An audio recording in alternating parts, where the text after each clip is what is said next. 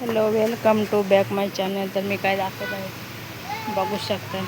छान आणि मस्तपैकी आमच्या छोट्याशा गार्डनमध्ये कोणकोणते झाडं लावले ते दाखवणार आहे. तर बघा, इथं हे आहे गावावरून आणलेलं मोगऱ्याचं असं छोटंसं झाड. ते मी इथं मस्तपैकी असं छान खणून आणि मस्तपैकी जमिनीत लावून घेतलेलं आहे.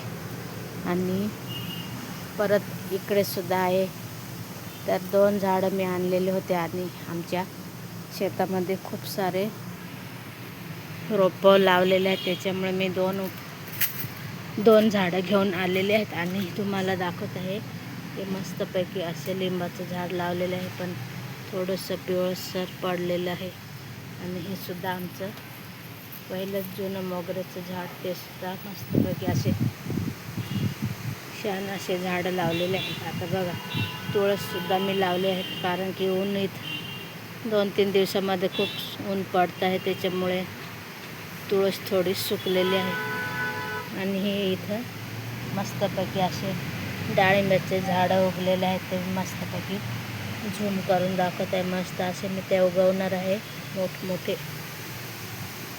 आणि केळीचे खोडसुद्धा मस्तपैकी असे 5-6 खोडं आलेले आहेत, मोठमोठे असे आलेले आहेत. बघू शकता, खूप मातीचा भर टाकलेला आहे, त्याच्यामुळे छान असे रोपं इथं तयार झालेले आहेत. आणि 4 दिवसापासून मैत्रीण आमच्याकडे पाऊस पडलेला आहे.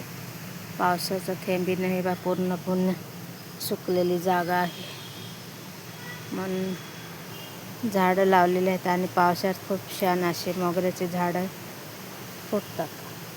म्हणून मी इथं मस्तपैकी असे 4-5 झाडं लावलेले आहेत. तर व्हिडिओ पूर्ण बघा आणि लाईक करा, कमेंट करा, शेअर करा.